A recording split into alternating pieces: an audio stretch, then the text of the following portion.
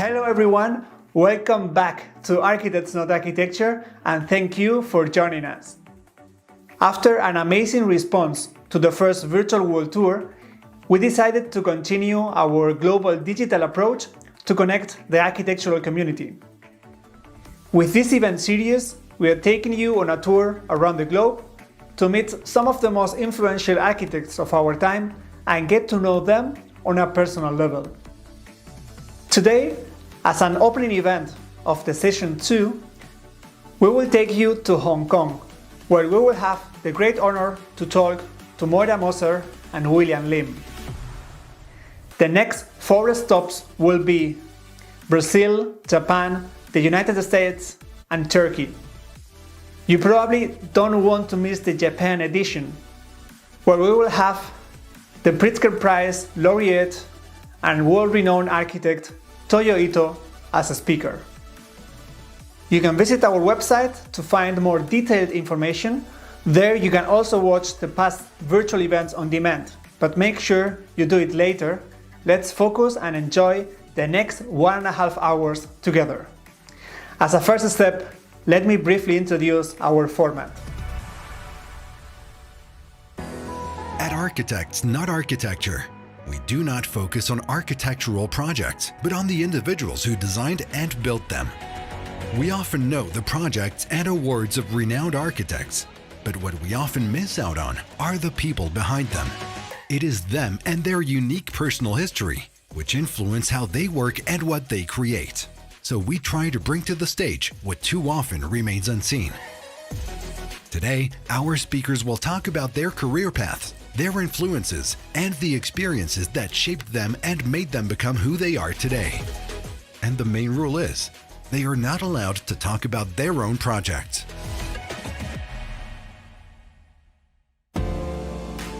Before the pandemic, we were doing in-person events in various European countries. Being able to reach people all over the world was something new for us, and we will make sure that all upcoming in-person events are broadcasted online. This fall, we are hosting our first in-person event after more than 1 year on October 28th, live at Object Campus in Stuttgart. However, that event will be held in German. Feel free to share any feedback about this event with us and send us your speaker suggestions. We are always happy to hear from you. This event is kindly supported by our partner, Moser.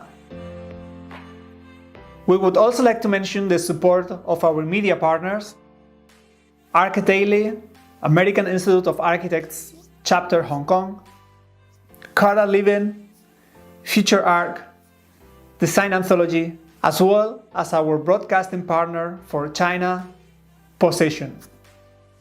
Today we are welcoming our speakers, Moira Moser and William Lim, who will join us live from Hong Kong. Each of them will have 30 minutes on our virtual stage, 20 minutes to give a presentation, followed by a 10-minute interview. After the 2 talks, we will have a round of discussion where we will ask some of your questions, so make sure you get ready and use the designated box on our website to send in your questions. You will find it on the right side when scrolling down. That's the plan for today. Before we start, let me pass the mic to our partner, Moser.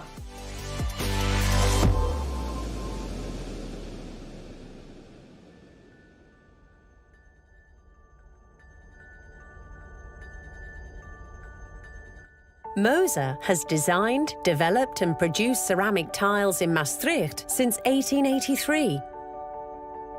We enable architects and designers around the world to create signature surfaces. Sustainability is our foremost priority.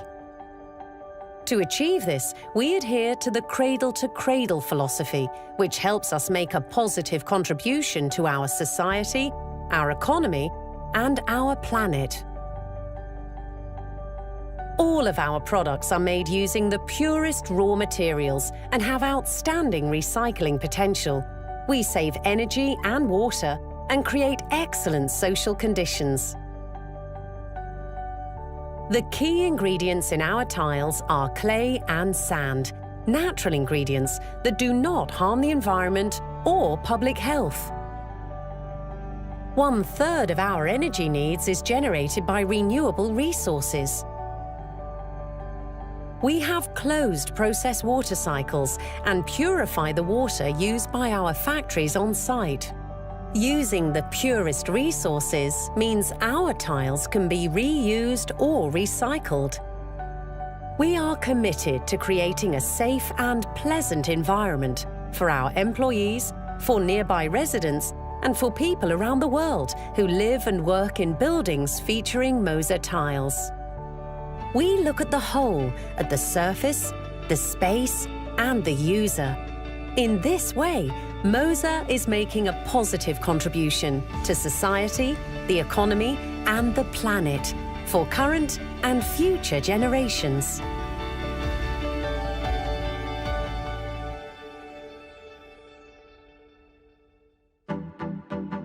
Our first speaker was born in Hong Kong. He graduated at Cornell University and has spent the last 2 decades at the forefront of architecture, culture, and art. In 1992, he founded CL3 Architects in Hong Kong, with offices in Shenzhen and Beijing as well today. CL3 Architects give Eastern aesthetics a modern interpretation, resulting in a unique showcase of distinguished designs. Marina Bay Sands Singapore, Raffles City Chongqing, Kaesong 2 Bangkok, H Queens Hong Kong are some of these award-winning projects. He is committed to promoting culture and education. He is currently, for example, on the Board of Trustees for Cornell University, a member of the Arts and Culture Council for Asia Society Hong Kong Center, and a member of Museum Expert Advisors for the Leisure and Cultural Services Department. His work has been awarded Gold Key Award for Excellence in Hospitality Design, the China Design Award, and Chinese Designer of the Year 2017. We are extremely happy that he is participating today. Welcome, William Lim.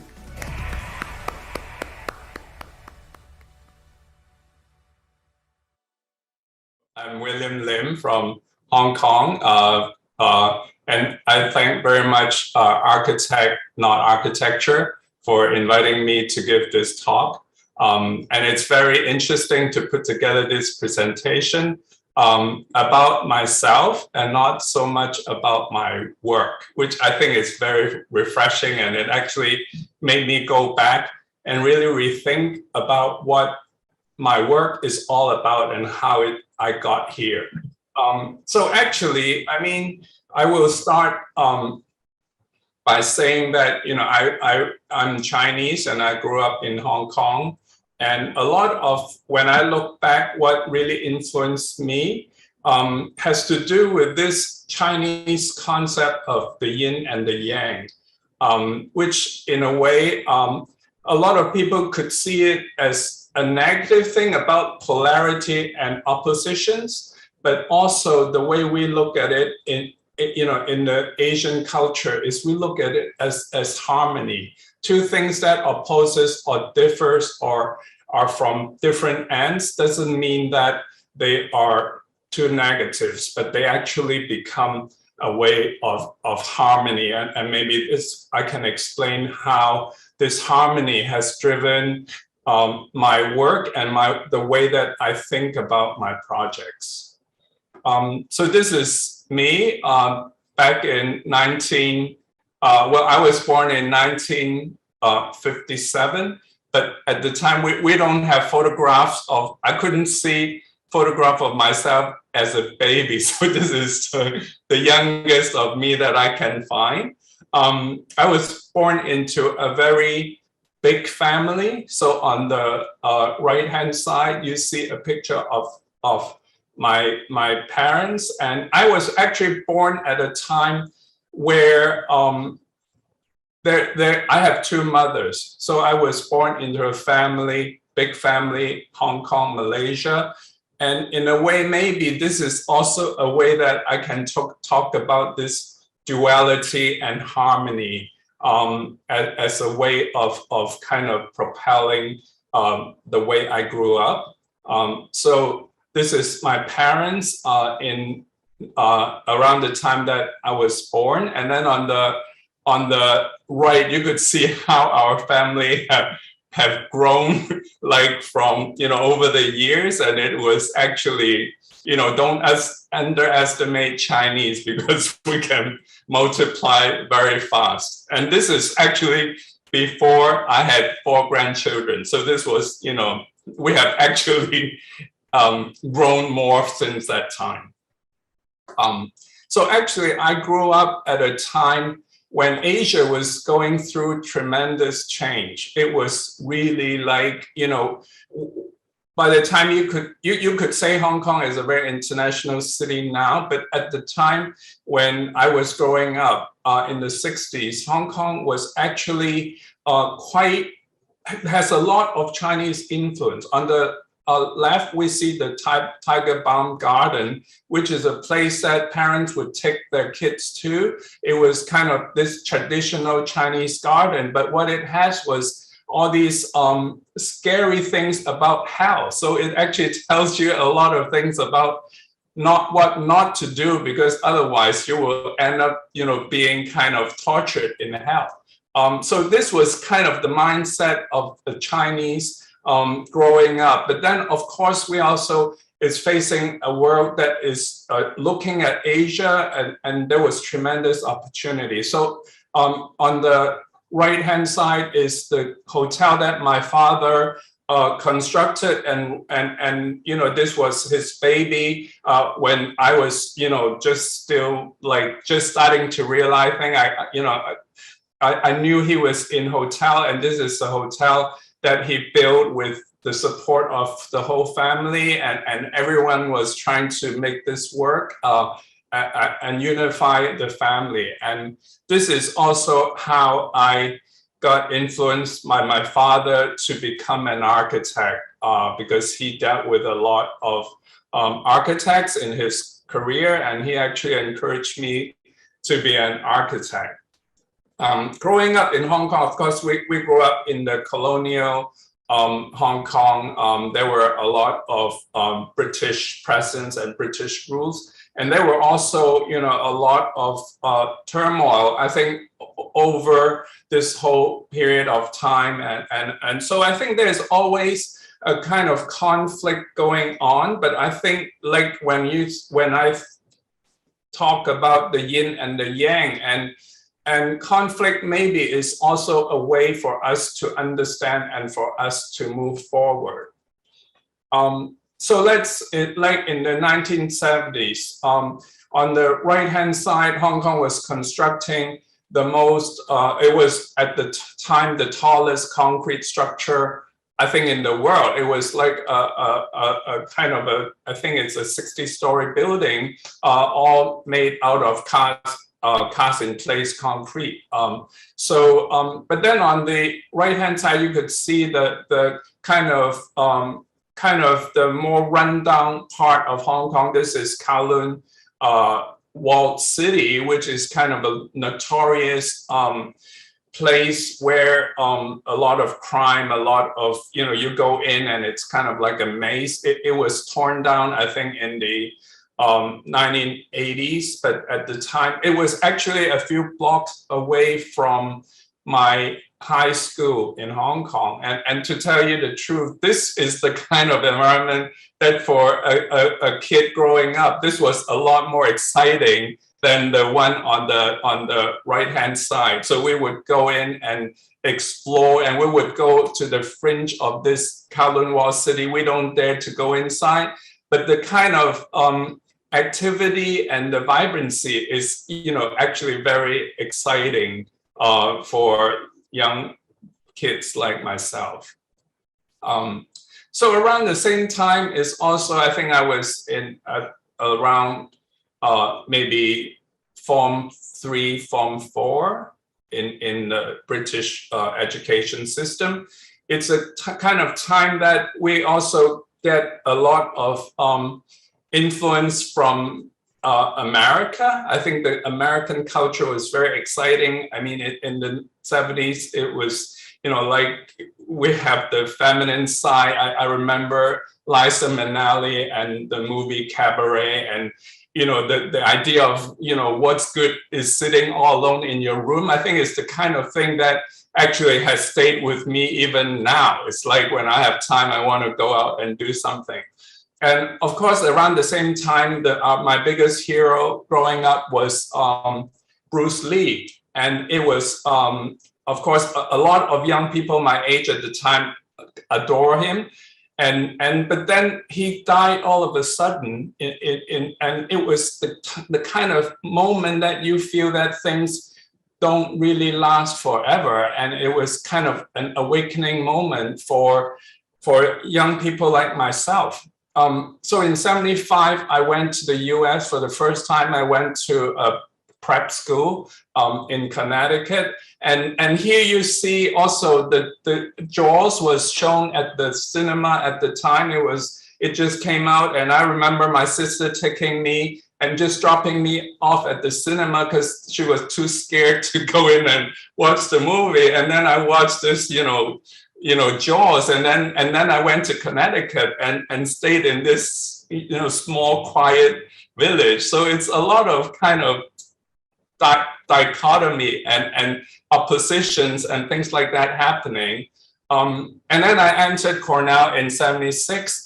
And to me, it was a real life-changing experience. I'm still with Cornell. I still, before the pandemic, I have to go 4 times a year because I'm on the board of trustees. And in the lower left-hand corner, you see President Martha Pollack. And that was in one of those, the last trip that I went before COVID. And we were, so Cornell has always been a very important part of my life. And also at the time, I was entered architecture, and I was, from somebody that has not been no knowledge of architecture, and everyone at the time was talking about Richard Meyer and the white architecture and the five architects from New York. And it was a very vibrant time, and a very in a way, Cornell is really where a lot of the thinking started to happen. Here you see my friend on the right. These are my friends even now. So I developed friends that were, really stayed with me throughout the time. And then, of course, at the time was Saturday Night Fever. So I can tell you I'm not really that good a student. I did my work well, but then we had a lot of time dancing actually most of the time. But my inspiration came from this professor, Chuck Pierman, who passed away a few years ago. But he was the one that really opened up my mind.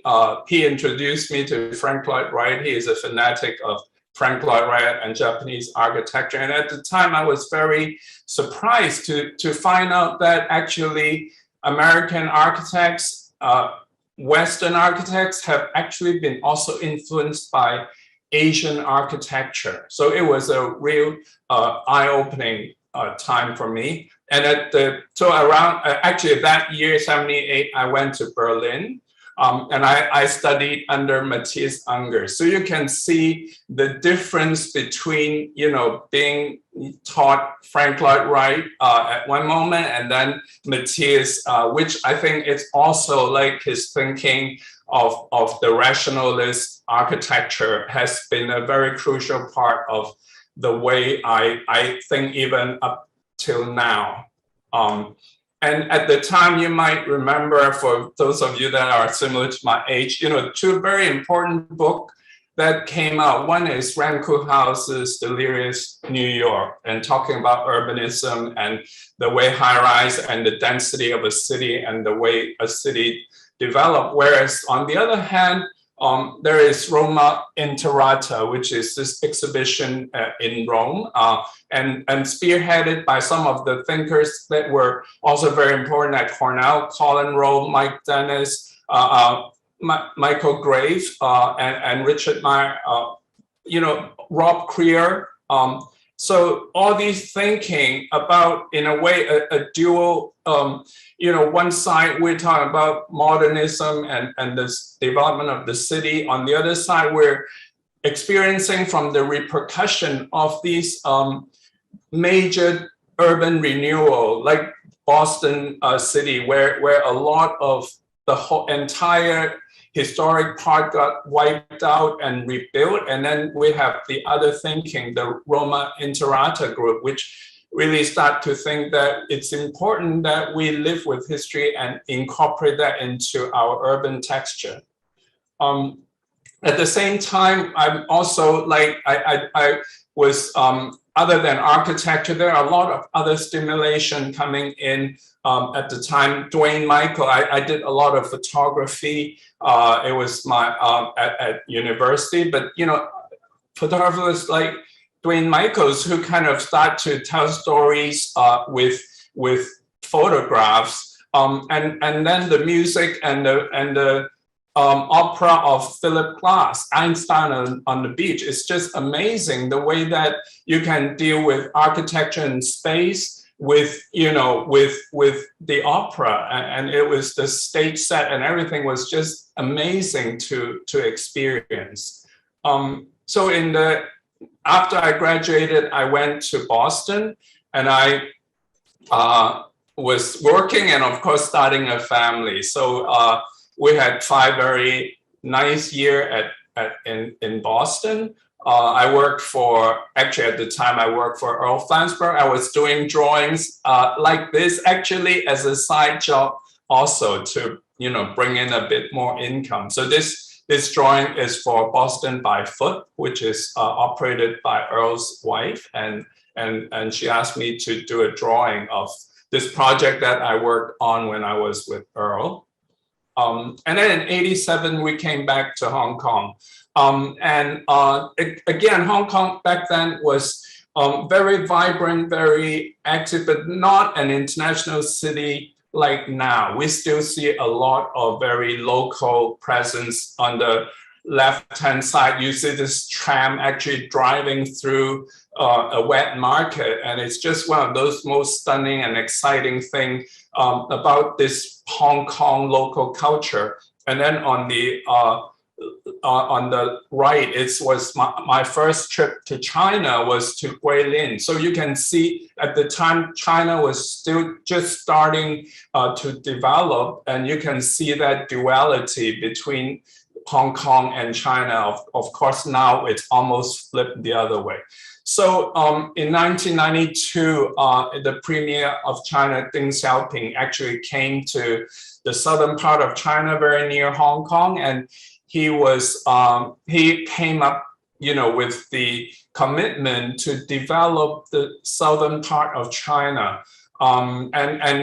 This is how you see Shenzhen going from a farmland to what it is now, 30 years later. And then at the time was also like the time when the British was talking about, giving Hong Kong back to China and the handover in 1997. So a lot of major events happened during that time to actually, and that was the time when I was also considering to set up my own practice.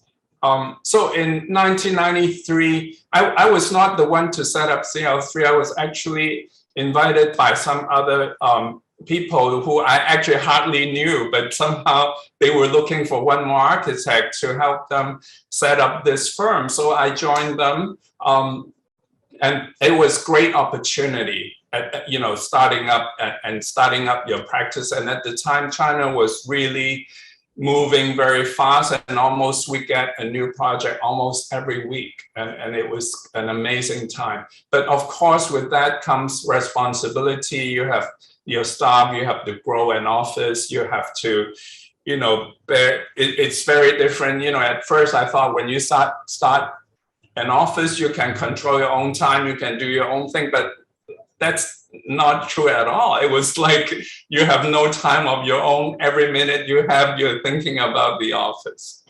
Of course, we went through really awful time also. It's up and down during this time. Of course, everyone remembered 2001, the 9/11. It changed the world forever. Also at the time, we also was, we were work-wise, we were lucky enough that there was a lot of construction still going on in China, but, we all got, affected by 9/11, what happened to the world economy. And then after that, it was SARS. And then after that, it was the Asian financial crisis. So the whole career is really like up and down. And I think you really have to endure it to be able to survive. So my work, from the very beginning, a lot of what I think about has to do with the local domestic elements, the vernacular of Hong Kong, the things we see here, the scaffolding, all these very local things. But then I try a few times also to, whenever I have an opportunity, I would try to show this side of Hong Kong overseas. So I was actually in Venice biannual 2 times in the Hong Kong Pavilion, and both times I want to bring Hong Kong's culture to Italy, and I brought like scaffolding craftsmen and helped me build these temporary structure in Venice, and even up to now, I consider my projects with temporary installation, temporary structure as very important. As the way that I think about the concept of my work. I think what we are hoping to do moving forward from this time is a lot of greening and sustainable project. It becomes something that we started to think about maybe 10 years ago. And now it's becoming more and more important in my practice. So I think in a way, this will be something that we will be very keen to continue doing. And for every project that we do, I try to really convince my client that, let's do it more green, let's use sustainable material. And more so in Asia, people are listening. Actually, some projects are very proud. The client are very proud to have their projects being LEED or WELL certificate, and a lot of concept about health and green. Other than just doing architecture, I also is very involved with the Hong Kong art scene. My wife and I have been collecting artwork, and in 2014, we actually published a book called The No Colors. It featured about 200 works by 50 Hong Kong architects. It's a way to bring Hong Kong artists to a more world-recognized platform. And then this year, we actually donated part of that collection to AnA+. So I think that, to me, it's one of those things that you collect, and then somehow you would be able to share it with more people by donating your work to other people. And I think now with COVID, my life, actually Hong Kong is getting better with COVID in the last few months, but that was a time when we were just allowed to, we cannot go to any restaurants, we have nothing much to do. There was a time we can't even go swimming, but that was, when I could go swimming, that was between swimming and painting were the things that I was doing during the time of COVID. And then right now, I start to also, because with COVID, there's a lot of time for us to reflect, to think about what brought us here, to think about. So actually right now, we just moved into a new office, and I'm in the process of writing a book about my work, and it will be published by an Italian publisher. It would hopefully be ready actually, we were rushing to get it printed by December. So hopefully by next year, you would be able to see a book on my work. As a Chinese family, we always believe in our root and where we came from, and also to wish for the best for our future. So right now I have 4 grandchildren, my 2 sons and their wives. They are all architects. They are, fortunately, they are all living in Hong Kong. So during this COVID period, we have an opportunity to at least see each other and spend time with my 4 grandchildren. And I think this is what I would like to share with you. I hope this gives you a better idea of who I am and how my work has evolved over the years. Thank you very much.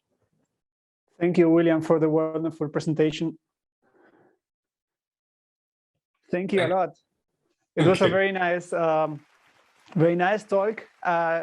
Did really enjoy the so many dualities.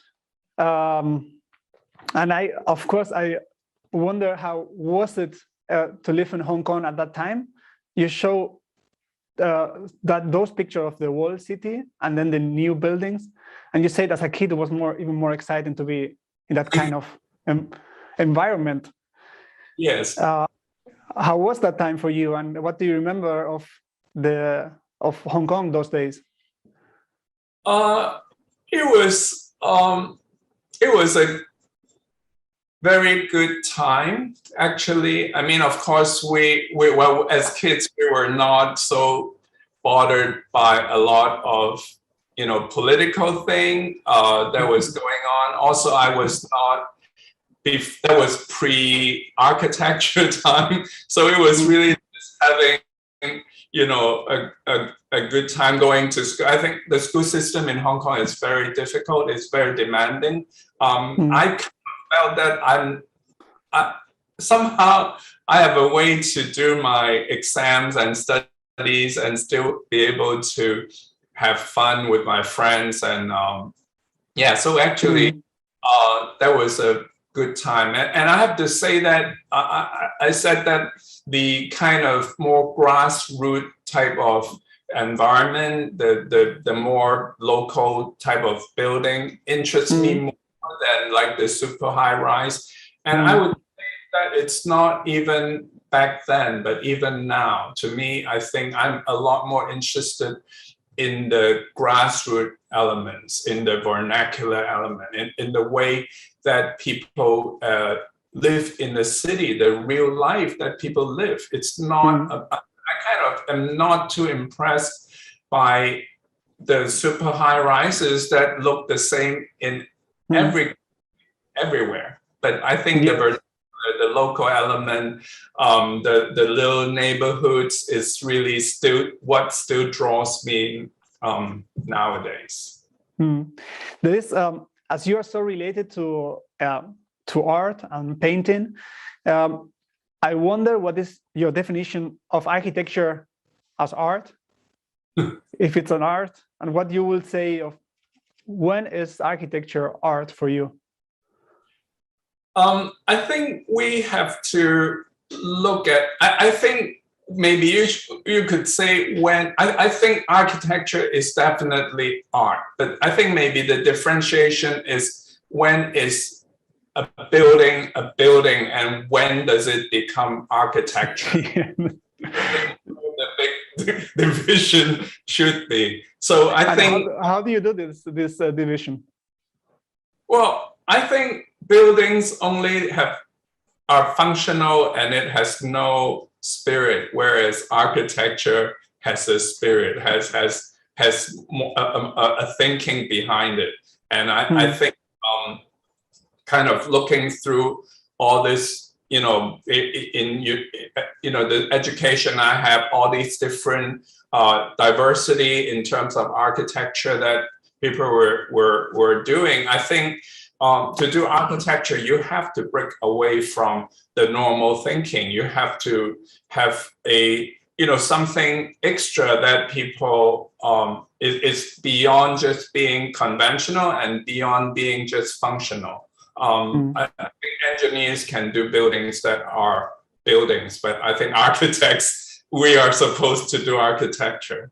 And if you do architecture, I think they will become works of art. I mean, I think the difference between art and sculpture and architecture is just that architecture might have a function behind it, but you can definitely call a lot of architecture art. And now in a lot of museums, they are collecting architectural models, they're collecting design. So I think definitely I look at architecture as a form of art.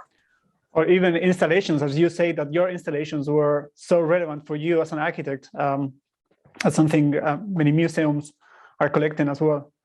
Yes, collecting maquettes of installations. Yes. On art and architecture, I wonder what does because in a previous conversation you mentioned that you went back to painting a bit more since COVID, and yes. I wonder how do architecture and painting fulfill you in a different way? Right. So I love to paint when I was a kid, but then when going to architecture school, I kind of didn't have time to do any things. I took up photography instead, and then throughout my career up to the time of COVID, I really don't have a moment to paint. And when I used to paint, I used to just do it very quickly, and I just kind of, it was a way to let out my energy. But now when I paint, I actually start to observe. I start to look at the little parts of an object. And in the way sometimes I thought about it, I thought that thing is round, but when I actually look at it, it's not round. When I start to paint it, I start to look at it and it's different than what I thought it. And that actually is something that I'm also starting to look at in my design, that certain things, you know, you think that you're communicating this and you're trying to design this, but in a way, maybe it's only in your mind, but in a way, when you deliver it, it's something totally different. Or to the eye of somebody else, it could be very different. So in a way, I think to be able to scrutinize my work more during this time, and in a way that using the idea of studying painting to look at my design, it actually helped me to rethink about the way I design.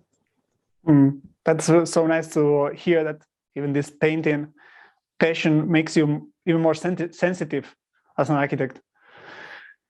Yes, definitely. Yes. There is one question from the audience. I encourage everyone to use the box on our website to send in the questions. Someone asked, during the transition from British to Chinese government, what changed, if anything, in your architecture or designs? Actually, we were doing a lot of work in China during this time, in Greater China.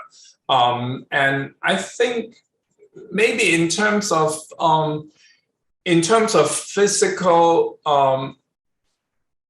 thinking, I would like to think that it's the same. But then actually in terms of the quality of the work that are coming out and the kind of thinking of the developers and all that, I see a real change over the last 10, 15 years. Before, I think architecture used to be a lot more safe, a lot more. It's like if it has to be.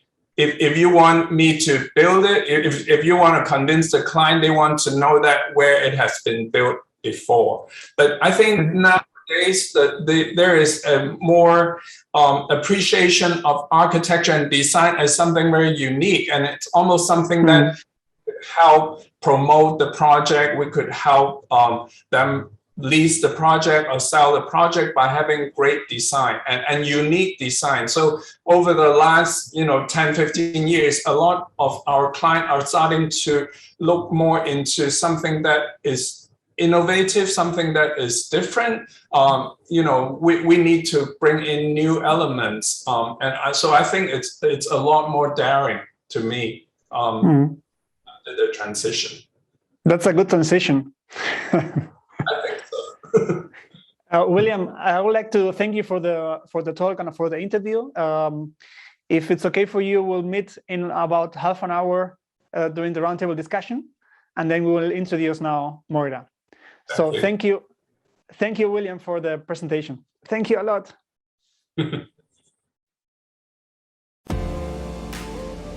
Before we start with our second speaker, I want you to do something which will keep you updated and support us at the same time, which is great. I want you to pick up your phone, okay? Open Instagram and search for architects, not architecture, or simply scan this code, okay? Architects, not architecture. I know it's long. Architecture. Found it? Great. Now press follow. Are you based in China or you just don't use Instagram? You can visit our website or scan this code to sign up for our newsletter. Now you won't miss any upcoming events. Thank you for supporting us. Our second speaker was born in California. She received international education and gained experience in California, Germany, Turkey, and Iran before establishing AnA Moser Associates in Hong Kong in 1981. She's a recognized architect in California, the UK, and Hong Kong, and is a fellow of the American Institute of Architects. In 2001, she became one of the few women to be made a fellow of the Hong Kong Institute of Architects.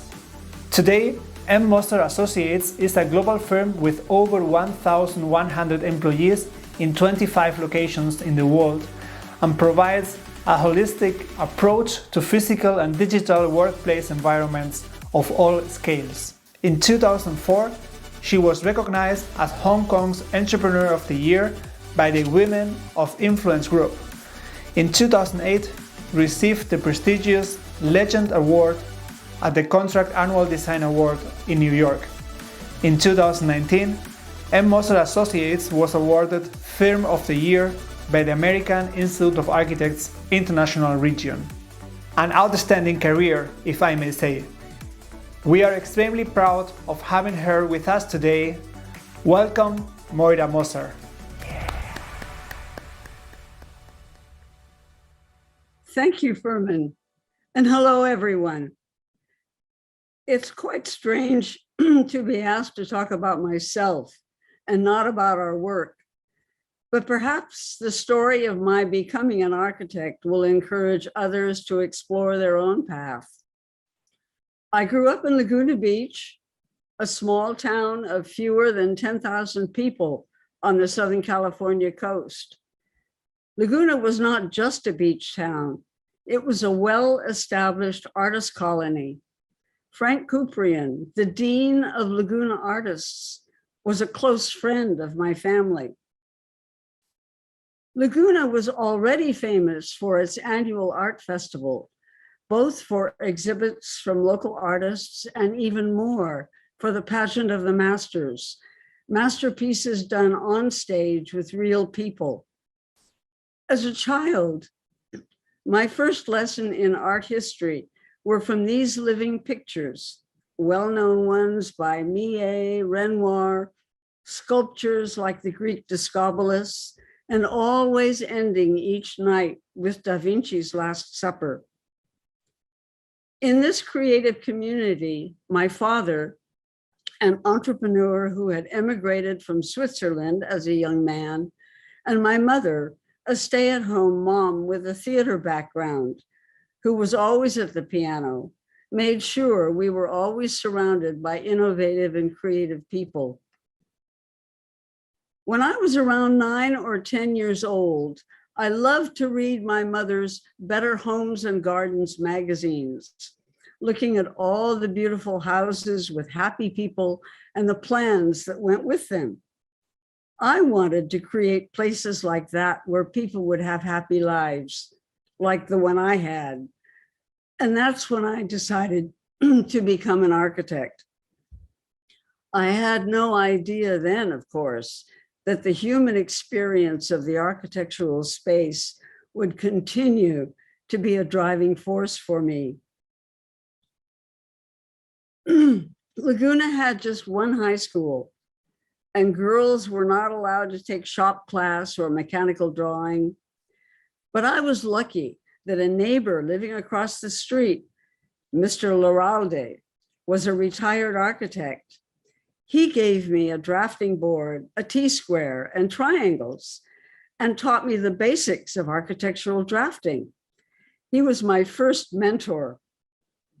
Actually, the typing class I had to take in high school turned out to be okay too, as it got me a summer job when I graduated, secretary to a small 2-person architectural firm, my first taste of working for an architect. Graduating from high school, I was accepted at the USC School of Architecture, but the curriculum they offered then was very engineering focused, nothing at all about people, and that didn't seem right to me. So I went to Scripps College in Claremont instead, a beautiful campus, as you can see. The Scripps Humanities core course wove architecture into sociology, religion, and all aspects of the development of societies. This gave me a truly humanitarian and humanistic basis for studying architecture. But I wanted to see actually some of what I was studying. So I left before graduating and went to Hamburg, Germany.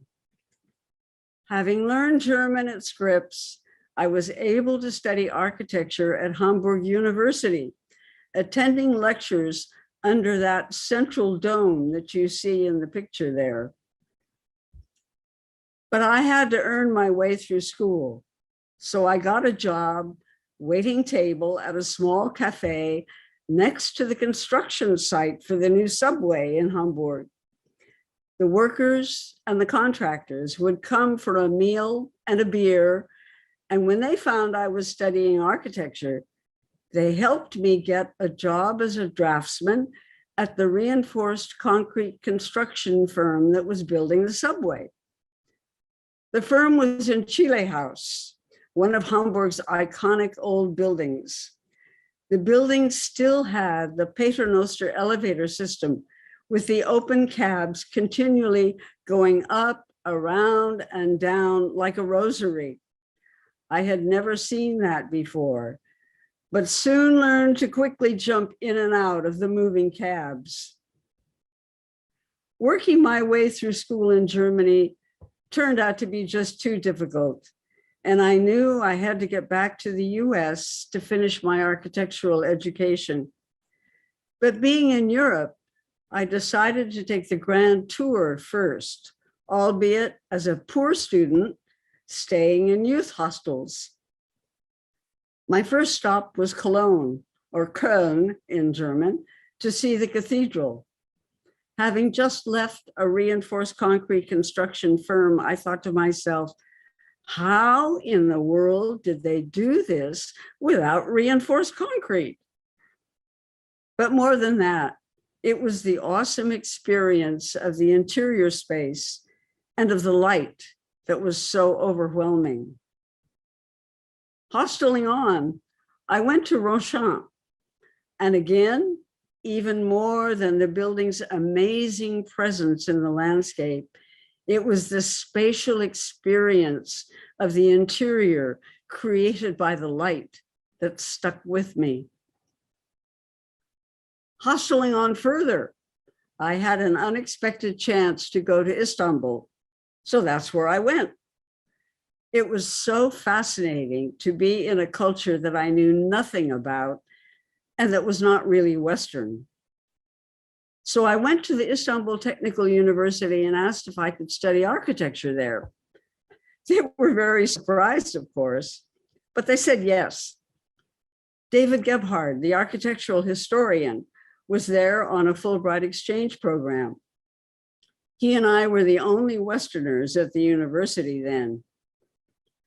There was a lot of hands-on learning, running around the hills with a theodolite to do surveys, learning strength of materials by crushing concrete and stretching steel, doing measured drawings of classic mosques to serve as illustrations in a professor's coming book, detailing from scratch wooden double-hung windows.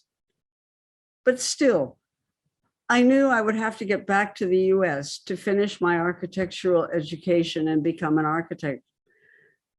So together with an Iranian architectural student in my class, Nader Khalili, whom I married, we headed to Rotterdam, taking the Orient Express third class.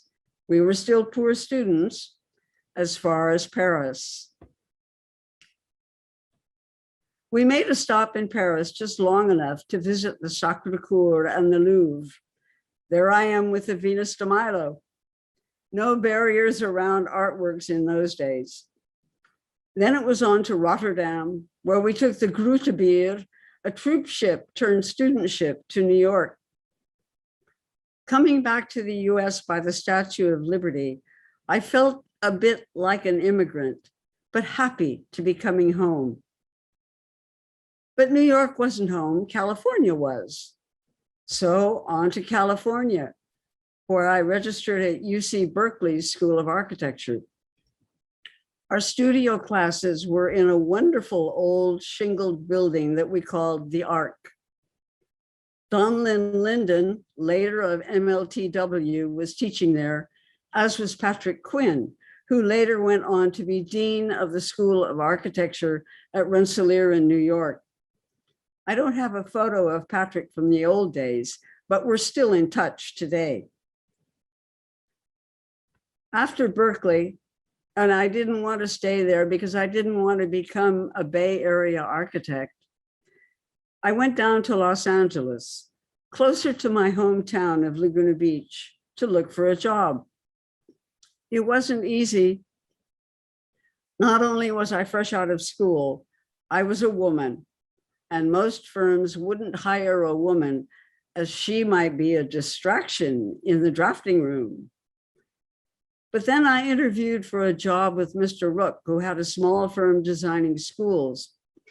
It turned out he was from Hamburg and had actually been involved in the design of the central domed portion of Hamburg University, where I had studied. And I could still speak German, so I got the job. He was a good mentor and very supportive. With enough apprenticeship, I was able to sit for and pass the exams for the California architectural license. Eventually, I got a job at the California office of Edward Durrell Stone and worked my way up to being the project architect for an early Kaufman and Broad office building, working with the consultants through design and engineering, then working with the contractor through construction, basically doing the entire project. But Nader, my Iranian architect husband, wanted to go back to Iran, where things were progressing quite rapidly in those days. So it was goodbye USA and hello Iran. What an amazing amalgam of mud brick villages, elegantly tiled mosques and madrasas, and women in their black chadors. Living in Tehran in the 1970s, things were developing rapidly. I registered with the trade office of the US Embassy just in case anyone would want to meet with a US architect. Nader and I had a small architectural practice, and there were a few commissions. My dear son, Dastan Khalili, who is now a filmmaker in California, was born. But the greater excitement was that it seemed the whole world wanted to come to Iran in those days. In 1974, I was involved in Iran's International Congress of Architects at Persepolis. It was opened by Empress Farah, who had studied architecture in Paris before marrying the Shah. It was a marvelous assembly of outstanding architects, including those shown here, plus many others. And I think Ungers was there too, William. Iran was moving ahead so rapidly that everyone in the world seemed to want to get involved, including the world's best architects. And Iran's own young architects who had studied abroad were rediscovering their architectural roots and creating new interpretations. It was an exciting time. Also in 1974, Louis Kahn came to Tehran at the Shah's behest to create a proposal for the development of Abbasabad, a huge empty space in the middle of Tehran that I was very familiar with.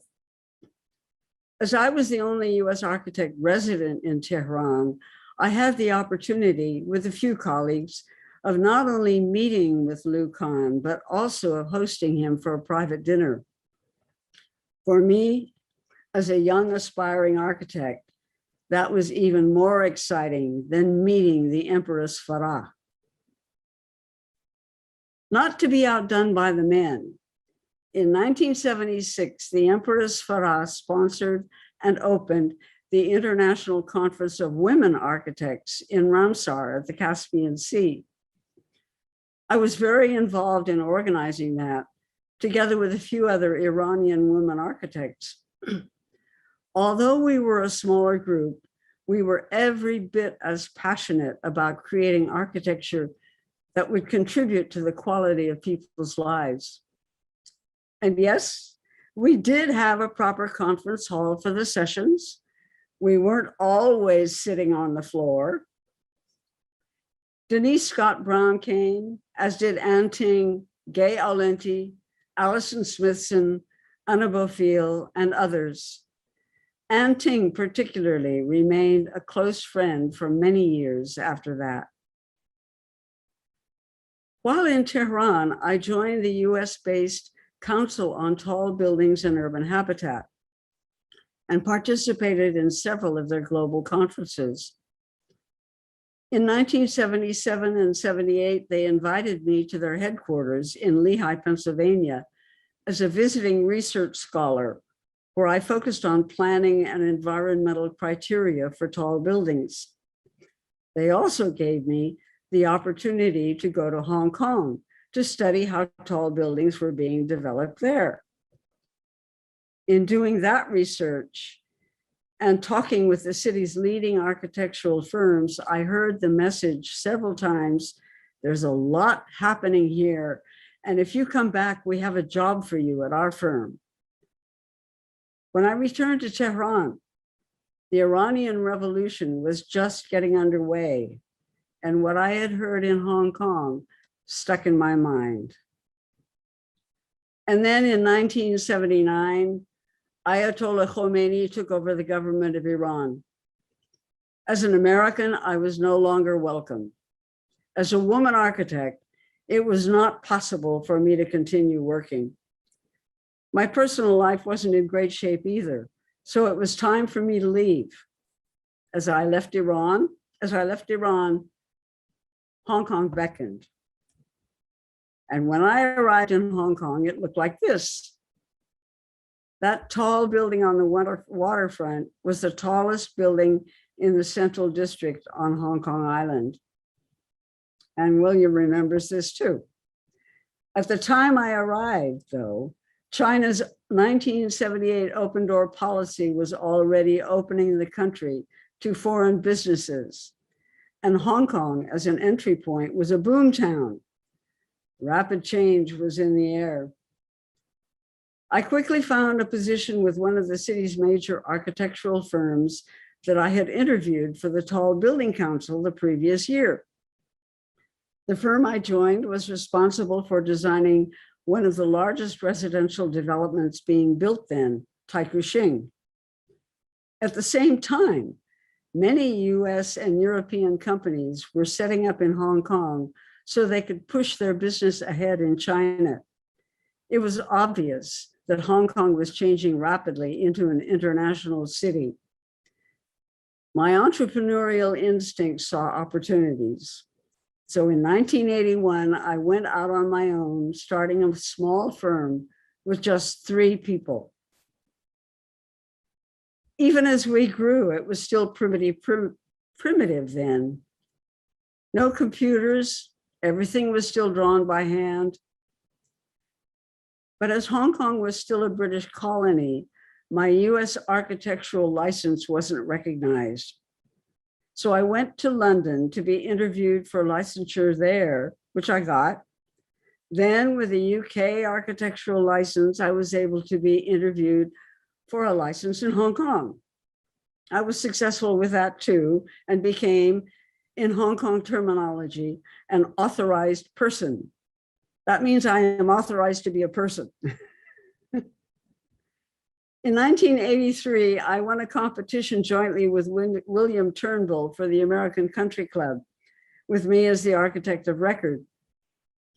One of Bill's former senior colleagues, Carl Smith, had come to Hong Kong and joined our firm, and that's how we had all gotten together for the competition. I won't show you the project, of course, but that roll of drawings that Bill is holding as we stand on the site tells you the story of how we did the project. With Bill in San Francisco and us in Hong Kong and no computers, we sent rolls of drawings back and forth every weekend across the Pacific by courier. It was a great experience, but today it's amazing to think that we actually got things done that way. With so much happening in Hong Kong in the 80s and 90s, a group of native Hong Kongers, plus a few of us Americans, all of whom had studied in the US, had become licensed then, were members of the AIA, banded together to establish the AIA's first offshore chapter in 1997. Since then, the AIA International region has grown globally and grown rapidly. So I think we started a good thing. We've all found opportunities to contribute not only to Hong Kong's urban and architectural environment, but to that in mainland China and other parts of the region as well.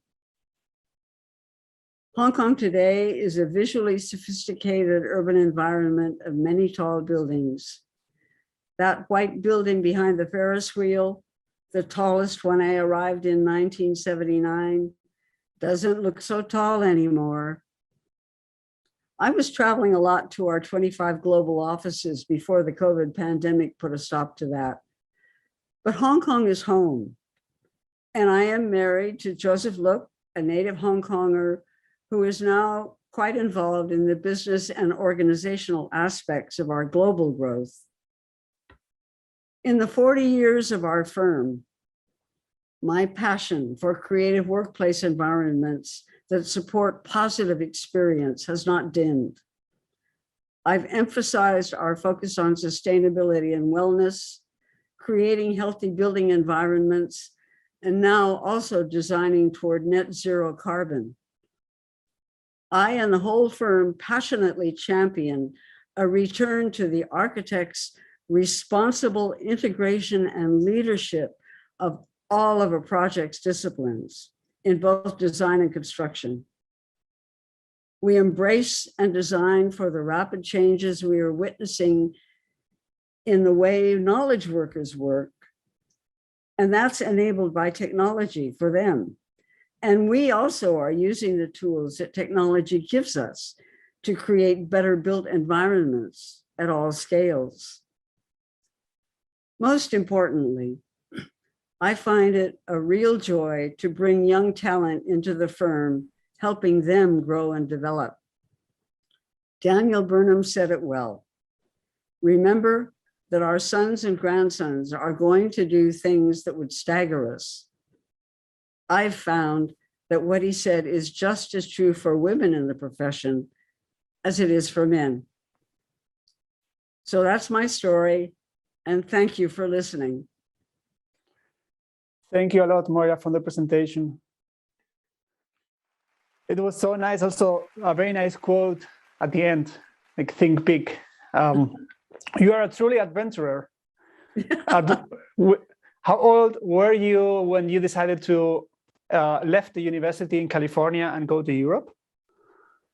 I was just 19. 19. And how was the trip to Europe?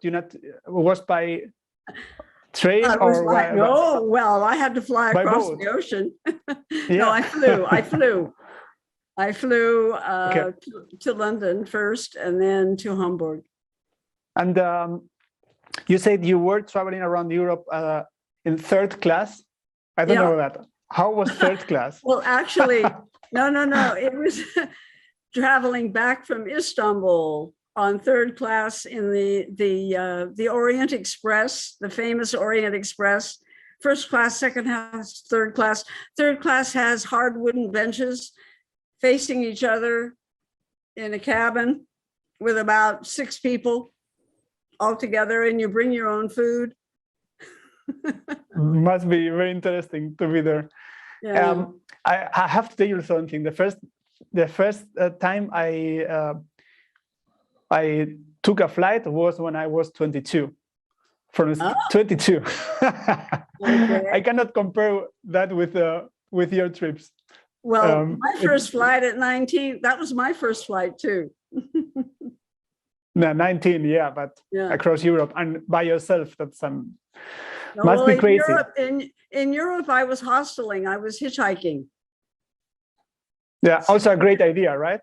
It was safe in those days. It was safe in those days. You must have amazing memories. It's also interesting that you now are based in Hong Kong and you stayed in Hong Kong, and you consider Hong Kong as your hometown or your city. After more than 40 years here, my goodness, this is home. But I do travel a lot when the pandemic allows me to. I also had to think about the first amazing building you saw with this column dome. Probably was the first inspiring workplace that you have seen, as you are working so much with workplaces. That was somehow also a workplace. Well, what I find is that every place you sit down and think and do something is a workplace. We used to call these things offices. Now we call them workplaces. And sometimes they're work points, work locations, whatever. But wherever you can sit and think and do something, you make that your workplace. And maybe it's under a tree in a garden. As long as you have Wi-Fi right now, you can work, you can work from there. Right. In an interview, I found out that at the age of 9, you already knew that you wanted to be an architect. That's true? Right. Yes.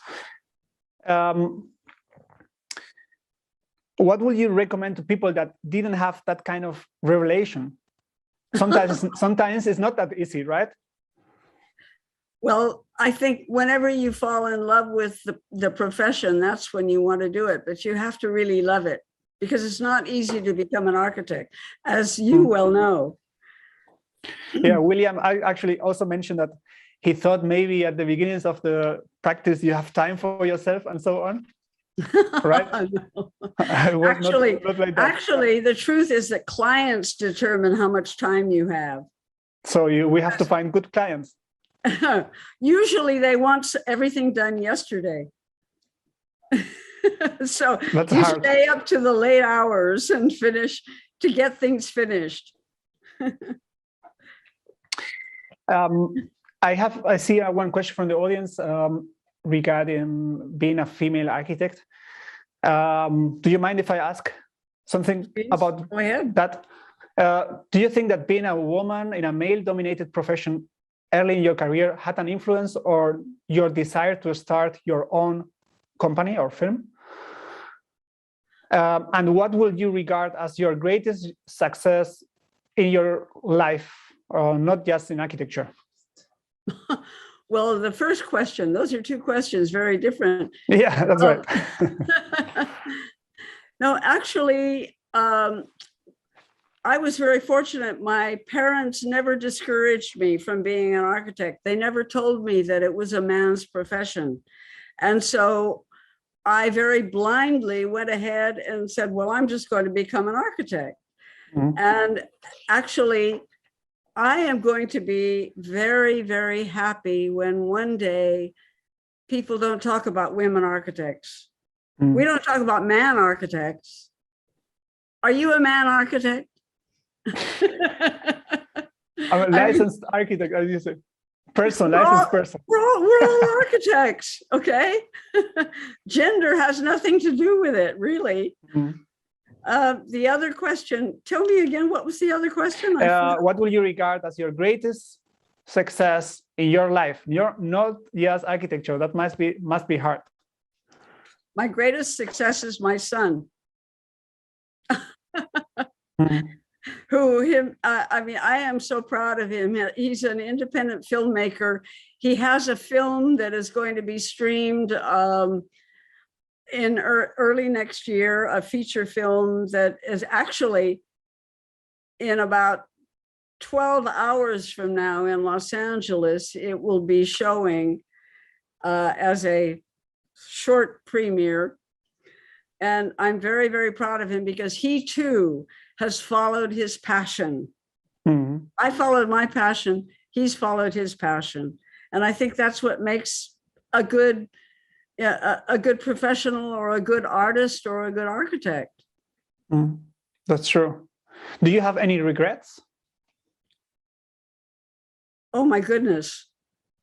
No, not about becoming an architect, certainly. Mm. No, I'm very glad I've done this, and I still love it. It's fascinating. Mm.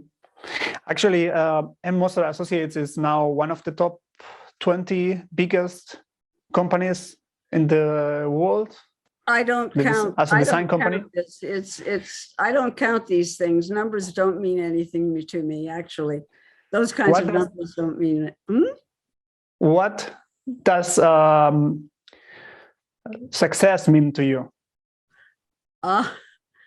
What is success? Success is when our clients come back to us, when our clients recommend us to other people, when our clients say that we have given them something that is beyond what they were hoping for. That's success. Hmm. That's a nice answer. I will say, if you're okay with that, I will ask William to join our roundtable discussion. It's okay? Great. All right. So now we can hear William as well. Okay. That's great. It's such an honor. It's such an honor to have you both participating. I think we come from two different backgrounds. We have two different approaches, and I think we both respect one another. I certainly respect you, William. I know you do some really great stuff. Thank you. And, we pretty much live, in the same city. We see each other once in a while, but I never knew this amazing story about you and what you have done. It's just amazing. I didn't know your story either. Hey, I wanted to pick up on one thing you talked about, your family background, having two mothers. It's really interesting because when I was living in Iran and married to an Iranian, I lived in a family, that kind of an extended family. So I know the experience that you grew up with. Yeah, I mean, it was a very interesting. I mean, I always think that I have the best family, and if I were to choose again, I would choose the same family.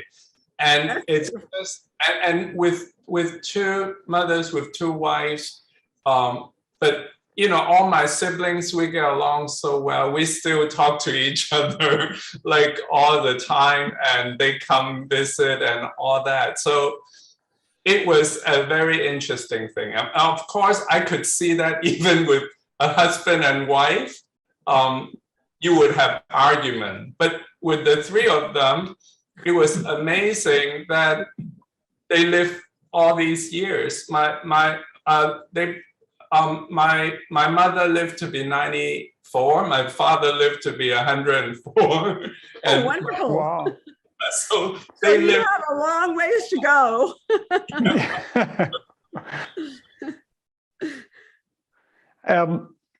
There is a first thing. Actually, you have started already, but there is something we like to ask. If you have a question unrelated to projects that you would like to ask each other. Well, I think we've already been talking a lot about, we're discovering one another's backgrounds. As you said, William, we see each other occasionally, but gosh, I didn't know about your background. You didn't know about mine. So it's kind of fun. Yes. So first.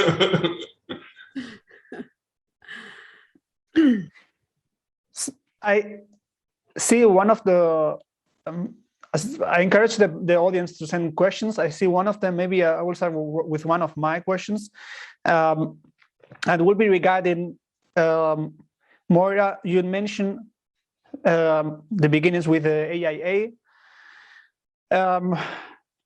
What does this kind of association, the AIA, the American Institute of Architects, help you as an architect, especially in your beginnings?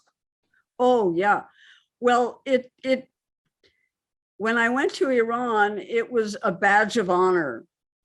It really said, oh, the AIA means that you do things honestly. There's no backhanded work. You actually get things done professionally. So it was very important to have that credential. Mm-hmm. And I think the same thing happened initially when I came to Hong Kong. I found that people said, oh, wow, AIA, that's really a globally known brand, if you will, for architects. It means that they really know what they're doing. So it's always been a badge of honor for me. And William, how was that helpful for you?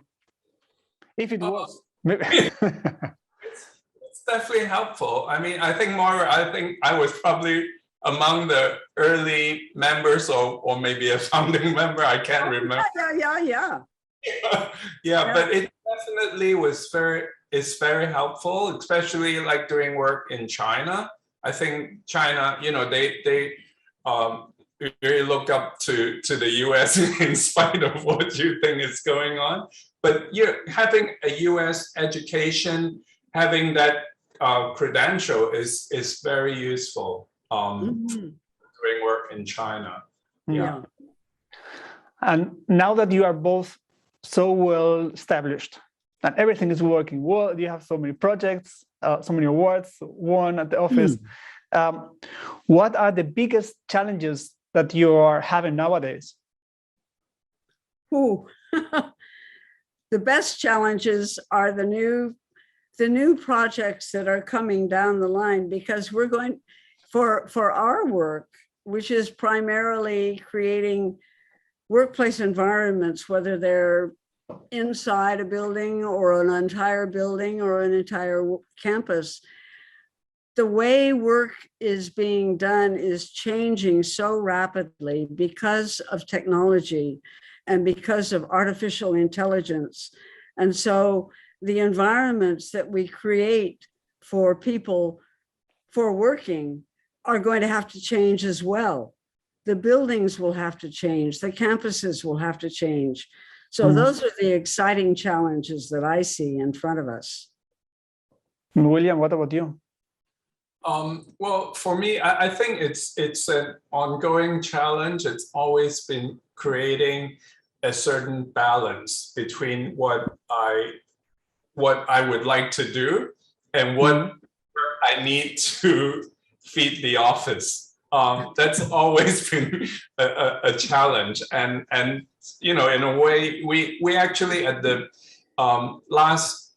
beginning of this year, we tried to scale down the office. I think that some of the work we do can be more exciting or interesting, but then because we need to run the office, we need certain amount of work. So we try to scale down, but then gradually in the last couple of months, 3 months or so, we actually came back up. So in a way, to me, it's like I would like ideally to strike a balance between the kind of work we need and good work and doing good work. So that's always been a challenge.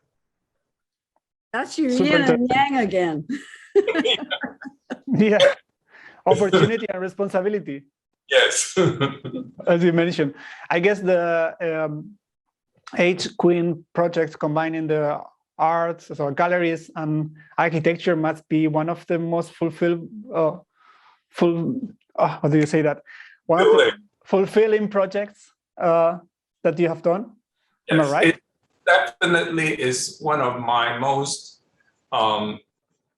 important project. I think what it tells me is actually we're very fortunate to have a very good client. Like all projects, you start with a good client.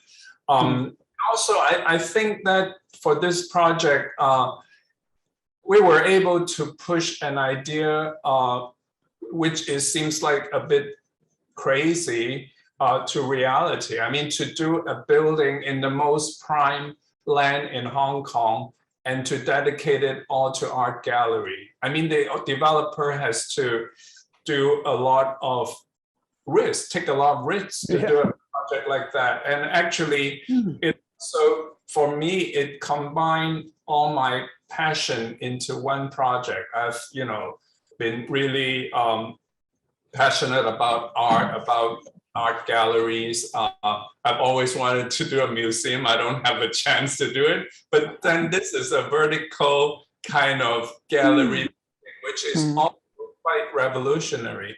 And in a way, it's the kind of idea that came about by just, you know, talking with the client, convincing them, working very closely with them, doing a lot of research, and finally they bit the bullet and it became a reality. That's why I think tech also has, don't just listen to what your client has to tell you, but you can always do something more with it. Actually, there's one question from the audience asking about how to encourage clients. The question is, so they truly appreciate this, participant truly appreciated the presentations. You both have mentioned green buildings and sustainability for your projects and for your designs. In Hong Kong, how will you encourage your clients to think of issues as such? Moira, would you like to go first? Okay. Well, I think sustainability, starting with LEED, for example, in the US, is really about the environment around us and to ensure that what we are creating in our buildings is not damaging the environment. Wellness is, on the other side, is taking care of the people inside the buildings. And for us, I think that's very easy to communicate the importance of it, because particularly in China, where productivity is so important to businesses, actually, if you have a healthy environment, better air, better lighting, the right temperature, comfort, you will be able to actually work much more effectively. There have been many studies that the brain actually operates a lot better in a clean environment. And so that part is very easy to sell. And the part of building sustainable buildings, a more cradle to cradle, if possible. How do you? Well, maybe William can answer that on the.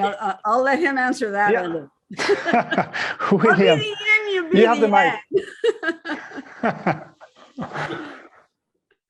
Okay, William, you go. I'll try to answer that. Well, I think first of all, you choose your client to start with, and I think we have been fortunate to really work with clients that already, you know, when we start the project, we know that's the mindset they have, and I think that it would be a lot easier. And also we have been also advocating that with our project. So I think when a client come to us, they also know this is what to expect.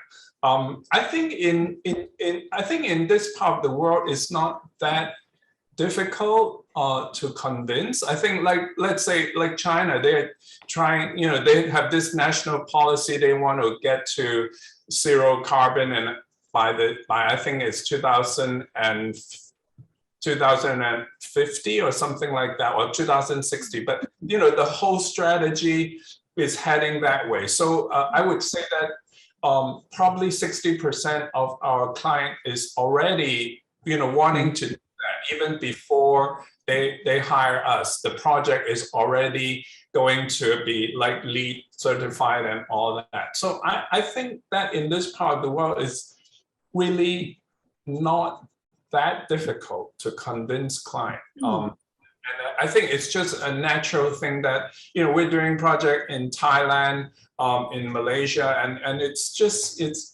I think client understand. We don't really need to twist their arm to convince them. That's great. That's helpful. Yeah. I would. You want to add something? Yeah. I was just saying, I would agree with what William says. I think that particularly the zero carbon issue is becoming very, very, very important in China.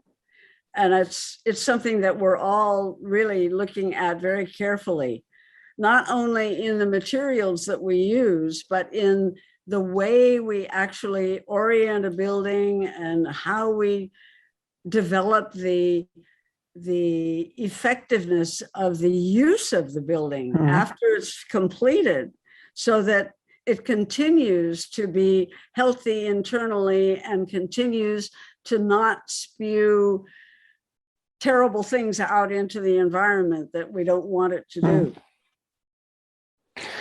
And I do have two last questions. One is, for people like me, I have never been to Hong Kong yet. Hopefully in the near future. Right now it's quite difficult, but hopefully it will be easier soon.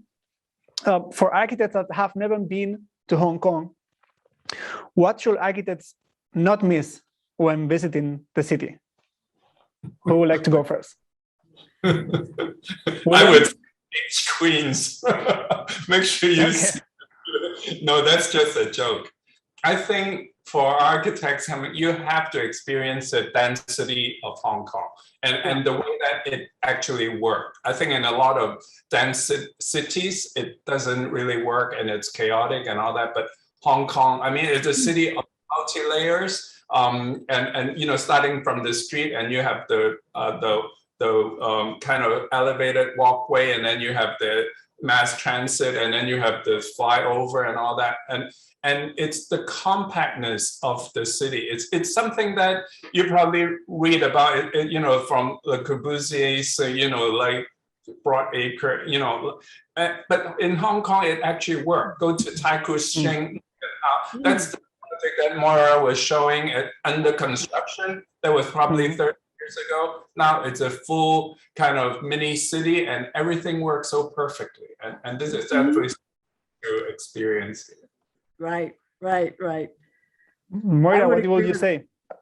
I would agree with that. I think that the other thing is that if you come to Hong Kong, you really want to go to Shenzhen as well. Because here is another hugely developed metropolis that is very, very young, as starting in the late 70s, right? And my gosh, it's almost as big as Hong Kong now. And I think what is so interesting is that things are done very, very rapidly here and in China, far more rapidly than they are in Europe or in the United States. And perhaps because of that, change happens very rapidly as well. So new things are happening all the time. And I think that that's one of the most exciting things about this part of the world.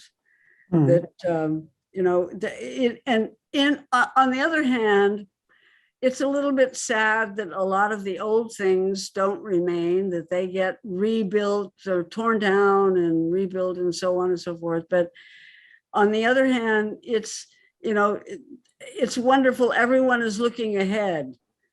People are not looking behind. And it's a very positive and wonderfully exciting atmosphere. Great. That sounds great. You will be welcome when you come. Yeah, I can't wait. I look forward to it. There's one very last question. And the question is, what advice would you give your 20 years old self if you would meet him or her right now? What will you tell him or her? Moira, would you like to start? I would say, just keep going. That's what I've done all my life. Just keep going. Don't stop. Don't let things push you back. Don't feel that you are second rate or for any reason in the world. And just follow your passion. Follow your passion. Nice advice. Yeah. William, what will you say? I would agree, follow your passion. And I would agree, I would think to have an open mind and try everything and experience. The more experience you gather, the richer your life becomes and more stories you can tell. The only regret I have are things that I didn't try when I was a student. Now I never get to try it.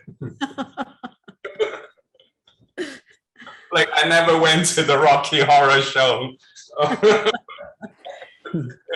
You know, well, those things I should have done. Okay, that's a very nice to hear from you. It has been a wonderful evening for you, noon here in Germany. It has been a pleasure to host you. We were really delighted and honored to have you both participating. Your stories were delightful, wonderful. I can't wait to rewatch them. And thank you a lot for your time. Thank you also to your teams for the help coordinating everything. They were super professional. Also, of course, thanks to our partner Mosa for this event, for supporting this event. And thanks to the audience for watching and joining us. Our next event will be in 2 weeks, Brazil, quite different place to Hong Kong. We will have 2 Brazilian architects joining us live from Sao Paulo. So thank you a lot. Thank you, William. Thank you, Moria. It was wonderful. Thank you. Thank you. Thank you.